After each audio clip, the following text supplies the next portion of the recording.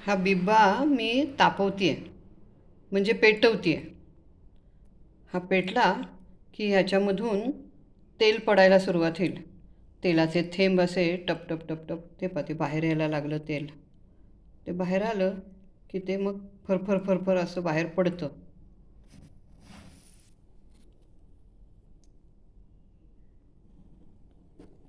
मग ते असं दुधामध्ये धरायचं, म्हणजे त्याचे थेंब पडतात दुधामध्ये. याला म्हणतात बिब्याची शेवतो. जर खोकला खूप झालेला असेल तर ही बिब्याची शेवतं अशी दुधामध्ये पाडायची किंवा साखरेत पाडायची आणि ते दूध प्यायचं. आज मी बिब्याबद्दल बोलणार आहे. बिब्बा हे 72 रोगांवरचं औषध आहे असं लहानपणापासून ऐकत आलेली आहे. तर बिब्बे आणि वेखंड, वेखंडाच्या अशा ह्या मुळ्या असतात. हे धान्य टिकवण्यासाठी आमची आई वापरायची. गव्हामध्ये, ज्वारीमध्ये वगैरे हे घालून ठेवायचे, म्हणजे मग कीड लागत नाही ह्याला.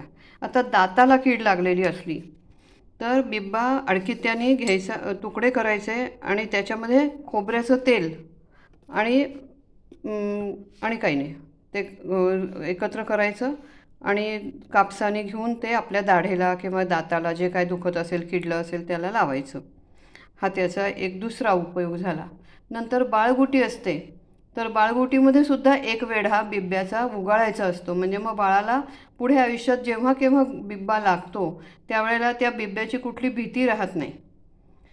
आता काटा बोचला तर बिब्याचा असाच हा बिब्बा गरम करायचा आणि चटका द्यायचा.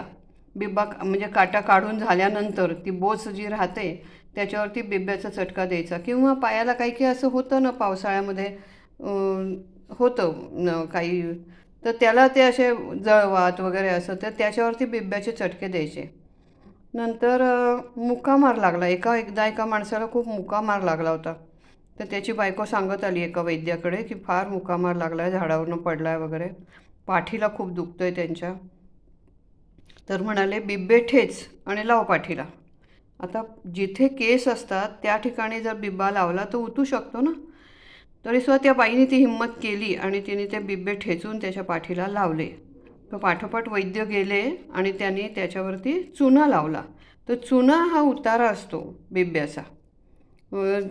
जिथे केस असतात शरीराला तिथे बिब्बा उतू शकतो, उततो कोणाकोणाला, आणि ते भयानकच होऊन जातं. जे होतं ते भयानक होतं.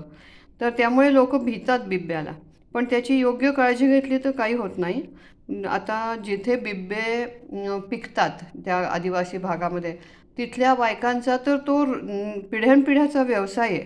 बिब्बे फोडायचे आणि आतली ती जी त्याची बी असते, गोडंबी म्हणतात त्याला, त्या गोडंब्या काढायच्या, व्यापारी ते घेऊन जातात आणि विकतात. खरे पैसे व्यापाऱ्यांनाच मिळतात, पण ह्या बायकासुद्धा ते बिब्याचं तेल आणि गोडंब्या असं ते विकून आपली गुजराण करत असतात.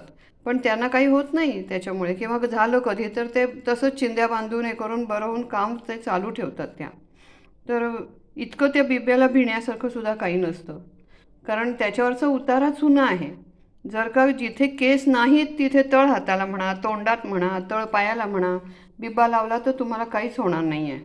पण जिथे केस आहेत तिथे समजा बिब्बा लागला तर चुना लावून टाकायचा आणि कोथिंबीर खायची, ओल्या नारळाचा चव खायचा, म्हणजे ओला नारळ खायचा.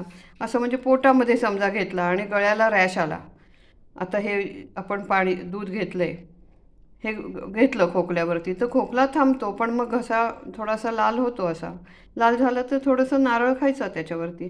बिब्याची योग्य काळजी घेऊन जर का बिब्बा वापरला ना तर बिब्यासारखं औषध नाही.